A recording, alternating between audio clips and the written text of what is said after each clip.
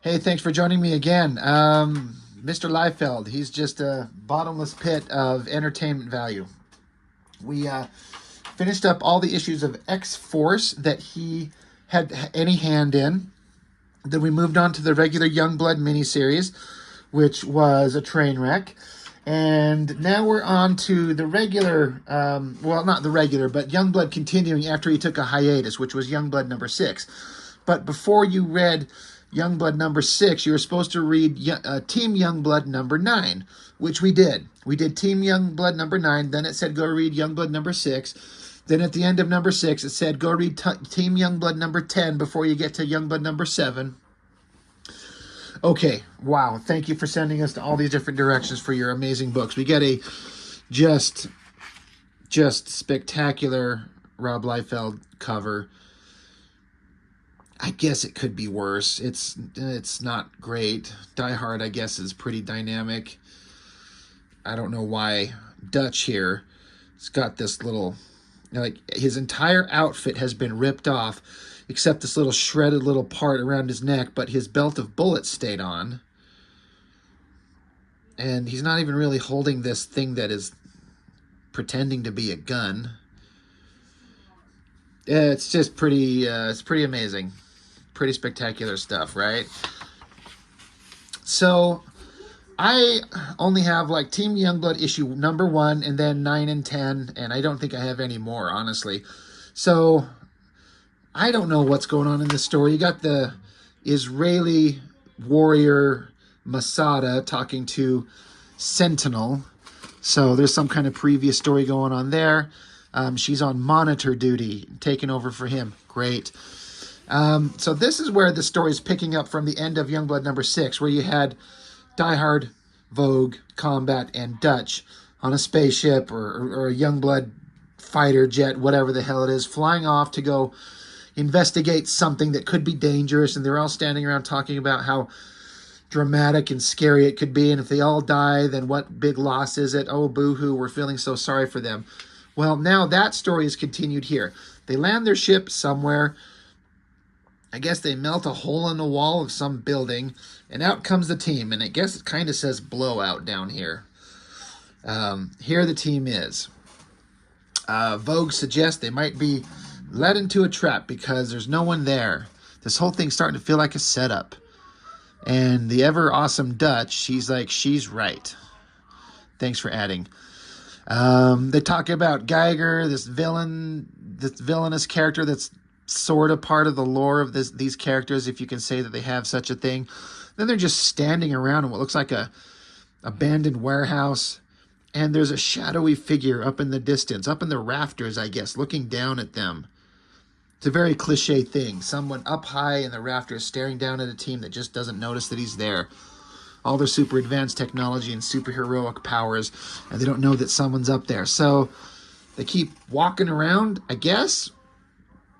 And then suddenly, not Sabretooth shows up.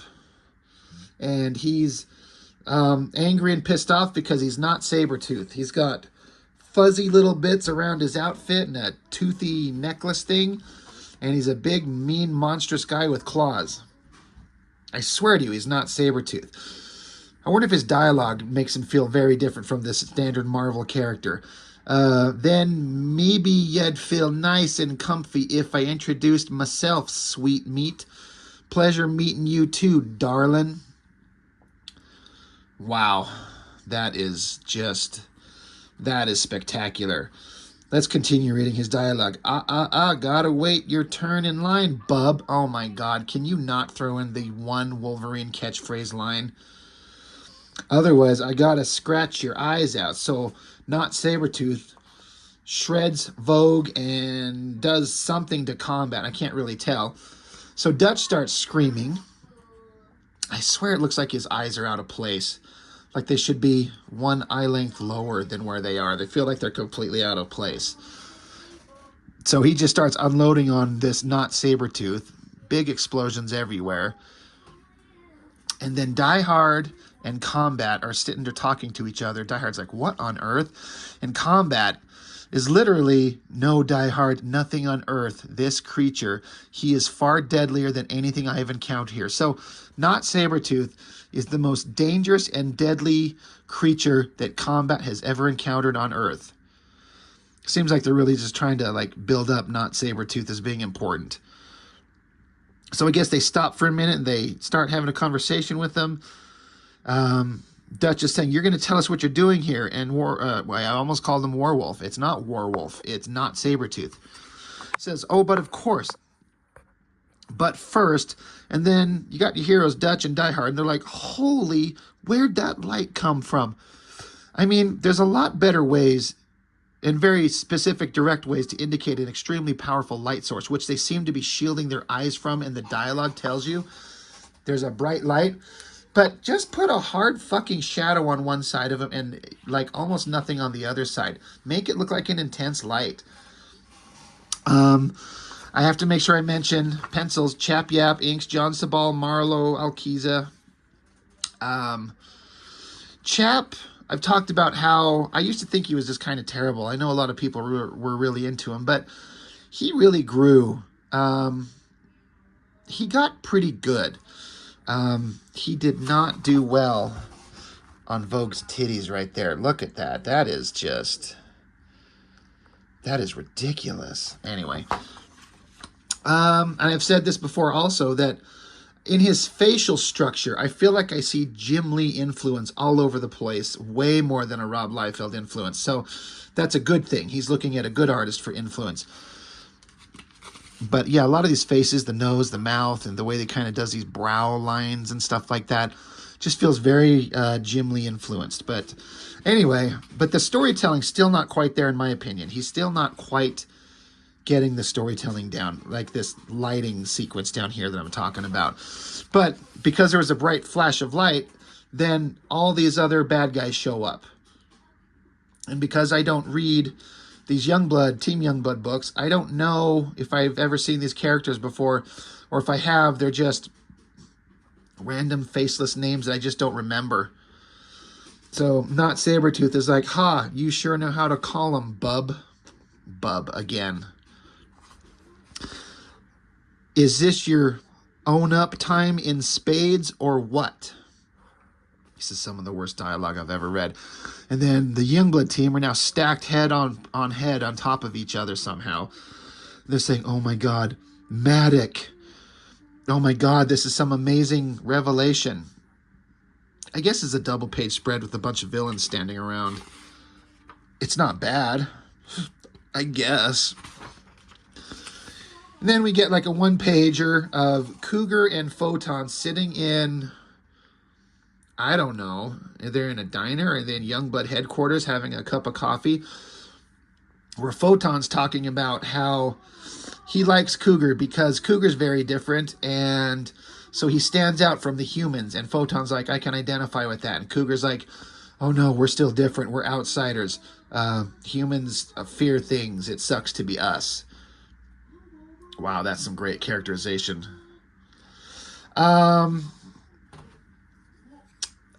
So back into this scene here, this is another thing. When I think about the character Riptide, I literally can only think of about two things about the character. One, she controls water, and two, she posed nude for Playboy in one of these issues. And this is her building up to that story. She's on the phone with some sleazy photographer or businessman saying, I want to do this for myself. I want to shed this persona of being this ice switch and show a softer side to myself, and I want to do it for myself. And he's like, all right, babe, we're going to set you up. This is going to be amazing. And then he's like, oh my God, once he gets off the phone with her, she's so naive. She has no idea. I didn't think it would be this easy. I got to get my buddies on the phone and tell them about this. And I do have the issue somewhere, though I don't know where it is, where she actually does the photo shoot. It wasn't really that exciting, and the artist wasn't that great, but they do it. Who cares about all that character development? We got to get back to big, stupid, bad guy villains fighting the Youngblood team. So they're screaming at each other, and they're pointing at each other, and they're gritting their teeth at each other, and Dutch jumps up and does something. I'm not quite sure how or why he's shooting in the way he is. He's just kind of spraying lasers everywhere. And these giant explosive laser bolts then just kind of look like little tiny little plinky little like squirt gun things shooting at this guy who says puny weapon useless against BlackRock. And this guy's like, or more to the point, useless against any of us. You may kill the woman now, Warwolf. I mean, not Sabretooth. We'll deal with the others. And he's like, well, gee, thanks, boss man. I've been wanting to get a taste of this witch all night. That's a little rapey. So he dives on her, and she screams, no. Yeah, this is going just about the way you'd think it would. So now, I guess Die Hard, he's screaming for Nikki. That's Vogue's real name. I don't know what's supposed to be going on in the background, what this lens flare they did in the background, or what they're supposed to be looking at. But Die Hard's upset that his girl, because Die Hard and Vogue are banging, he gets out his little dick attachment and you know, threads it onto himself, and they pound ass. And it's a whole thing now. And so he's worried for her that not Sabretooth is going to kill her. And so I guess Dutch, he's like, better worry about more than just your girlfriend, Die Hard. Maddox's a total freaking psycho. He's not playing games. And then, so yeah, Maddox, he's like, oh, you know me too well, old friend. Too well, in fact, to continue living. BlackRock, Argus 1, Argus 14. Eviscerate these gentlemen. This is some great dialogue.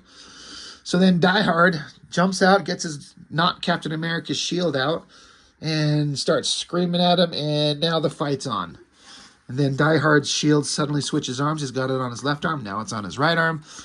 Not Sabretooth is slashing at Vogue, who just does a big old super splits dive out of the way. I guess her backstory is that she was like a Russian gymnast, I think. So at least that kind of contextually makes sense. BlackRock? Yeah.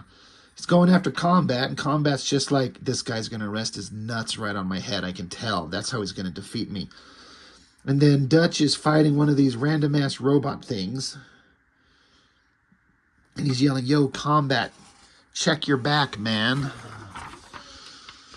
And so Combat starts ignoring BlackRock, who's going to rest his nuts on his head, and sees Maddox just walking through the door of this little shack that they're in. These super technological bad guys, and there's just this little shacky little setup. Dutch, I guess, gets his arm blown off by one of these bad guys. I'm not sure what's going on here with BlackRock smashing at Combat, who just jumps out of the way. I'm having a hard time understanding what I'm seeing here. I guess that's a silhouette of not Sabretooth and Vogue in their, I think they're fucking. I think that's a silhouette of them banging. So, you know, they found love. That's great. I guess this is Dutch, and I guess that's his face, and this is his arm, and getting a hole blown through it, I guess. Super not clear. Combat follows, what's his name, Maddox. What a terrible drawing. That looks so goofy. Bad guy's doing something. Combat dives at him. Combat, I don't understand. He puts something, I guess this is Combat, putting some device on bad guy. And then this bright flash of light, and something goes swooshing around. I do not get it. I do not understand what I'm seeing or what's going on. And then I guess I got to be honest, I don't know what the fuck is going on. I don't know what all these swooshy things are. BlackRock says, brouhaha, it's all over, fruitcakes. That's some great writing. And so Dutch, he's screaming, there's no way Maddox would let us off this easy. Die Hard, we're as good as dead if we hang around here longer than necessary. They're like, dear Lord, what about Combat? He's like, fuck him, I'm not raising him on Conlink. I better go after him. Vogue's like, it's too late for that. We got to get out of here. Vogue's right, my friend. We need to. And then, boom, giant explosion. So, is this the bad guys teleporting away? Makes no sense. I guess the base just suddenly explodes. Oh, I guess. And now you got Die Hard, who's blown to pieces, and a bunch of smoke and fire, and Vogue somehow come out of it unscathed. And Dutch is jumping away, and he's missing body parts and stuff. And then they landed somewhere, and they're just bleeding out of their assholes, I think. Dutch is just sitting here, and he's clearly shitting blood everywhere. And they make a call into Youngblood headquarters. And Masada, who's Israeli, so she's Jewish, right? They have her say, Oi, Gewalt. I'll notify Sentinel ASAP. hold on, wait, what about Combat? They're like, Masada, Combat didn't make it out. So they think Combat's dead. The alien creature from outer space who joined Youngblood. He sacrificed himself heroically for the team. Oh, no, he didn't. He's epilogue. He's up in a spaceship, and I guess it's Combat's dad. I taught you well, my son. You managed to elude us quite successfully for some time. But now the time for hunting and hiding is past. Your judgment is at hand. So Combat got teleported, I guess, away. Man, whenever these artists like to draw a character captured, they put him in these giant foot booty clamp things and his arms, that type of stuff, and a bunch of cables and everything like that everywhere. I've seen this 100 times. But I guess Combat got captured. Oh, and that's the end of the comic, by the way. I was going to say a lot of nothing. I guess there were some story points with Sentinel and Girl gonna pose for Playboy and Photon not feeling like he's welcome and Cougar reaffirming how they are definitely outsiders, so therefore they're better people than everyone else because they're outsiders. Letters pages where they're just blowing Liefeld. We're not going to watch that because no one wants to watch that. And then there's some backup story. Tales of Team Youngblood, Melting Points, Part 1. Liefeld plot, Robert Loren, Fleming, dialogue, Mark Pacella, layouts, Cedric Nocon, pencils, John Sabal, inks. I didn't read this when I originally got this. I didn't read this when I was prepping to do this video. I don't care. Bunch of people doing sciencey stuff and some girls looking super hot, and there's some guy in some armor that sort of looks like Sentinel's Iron Man armor. I whatever. I don't care. I don't care. Supreme Madness. I don't care. So, ultimately, not a lot going on. So, you know, a Youngblood comic. So that's everything. I guess I don't have any more to add to this. It's just kind of hollow and pointless. And, I mean, it's probably better than the regular Youngblood book, honestly. But, it's just kind of pointless. It's just mindless fighting with a bunch of characters. Like, you might kind of care about the Youngblood team, but do you care about the villains? Because you don't know anything about them, so who cares? It's just the whole thing. It's just kind of a whole bunch of who cares. So, not impressed, you know. Chap Yap, I feel like, is trying hard, and he's definitely getting better as he goes on, for sure. But it's not the art that's not great. It's the story that's just by the numbers stuff. Anyway, whatever. Team Youngblood, Image Comics. Good times, right? That's all I've got for now. Thanks for watching. I'll see you next time.